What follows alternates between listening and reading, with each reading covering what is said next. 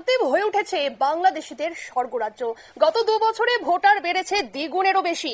বাংলাদেশ এবং রোহিঙ্গারা হিন্দু পরিচয়ে বসবাস করছে কাকদ্বীপে।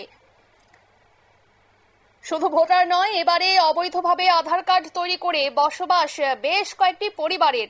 দক্ষিণ 24 পরগনা জেলার কাকদ্বীপ বাংলাদেশ থেকে আসা অনুপ্রবেশকারীদের বসবাস করার জন্য যেন এটি একটি নিরাপদ জায়গা এবং হাজার হাজার বাংলাদেশের বসবাস, যেখানে বাবার ভোটার কার্ড নেই, ছেলের রয়েছে, কোথাও আবার নাতিপুতিদের ভোটার কার্ড রয়েছে, দাদু দিদি বা বাবা মার নেই।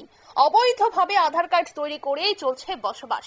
উল্লেখ্য, মাত্র 2 বছর আগে বাংলাদেশ থেকে ভারতে এসে তৈরি হয়ে গেল আধার কার্ডের মতো গুরুত্বপূর্ণ ভারতীয় পরিচয়পত্র। এমনকি রেশন কার্ডও তৈরি করে ফেলেছে। কি কাগজপত্র জমা দিয়ে সহজেই আধার কার্ড করা যাচ্ছে তা নিয়েই কিন্তু উঠছে প্রশ্ন। এবং সব থেকে গুরুত্বপূর্ণ যে বিষয়টি, তারা যখন বাংলাদেশ থেকে ভারতে ফিরে আসেন, দালাল ধরে পায়ে হেঁটে টাকার বিনিময়ে সীমান্ত পারাপার হয়েছিলেন, তখন তাদের কাছে কোনো কাগজপত্র ছিল না, কিন্তু ভারতে এসে তারা এখানকার পরিচয়পত্র বের করে নিয়েছেন। বিশেষত কাকদ্বীপ এলাকায় বসবাস করা বাংলাদেশীয় বেশিরভাগ লোকজনের কাছে আধার কার্ড রয়েছে, কিন্তু তারা এই আধার কার্ড করলেন কিভাবে তা নিয়ে কিন্তু এখন প্রশ্ন উঠছে। এ ব্যাপারে অভিযোগকারীরা তারা কি জানালেন শোনাবো।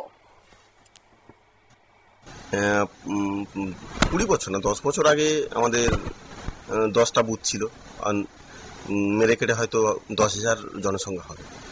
এখন জনসংখ্যা হয়ে গেছে 20,000, মানে ভোটার 20 থেকে 22,000 হয়ে গেছে এই 10 বছরের মধ্যে।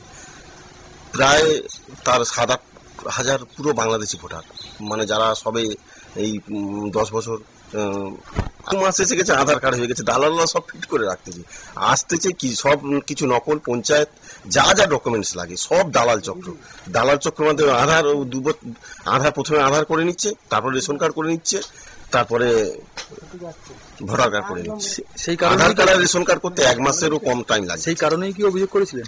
হ্যাঁ, সেই কারণেই অভিযোগ করেছি। কোথায় অভিযোগ করেছিলেন? স্বরাষ্ট্র দপ্তরে, কেন্দ্রীয় স্বরাষ্ট্র দপ্তরে অভিযোগ করেছি, তারপরে আমাদের জাতীয় নির্বাচন কমিশনে এবং আমাদের ডিএম। কোন ফিডব্যাক ব্যবস্থা নেওয়া হয়।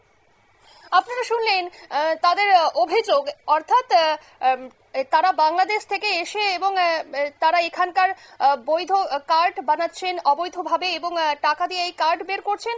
তবে এই বিষয়ে রাজনৈতিক দলের কেউ কথা বলতে রাজি নয়, সবাই কিন্তু মুখে কুলুপ এঁটেছে, এমনটাই কিন্তু অভিযোগকারী জানালেন।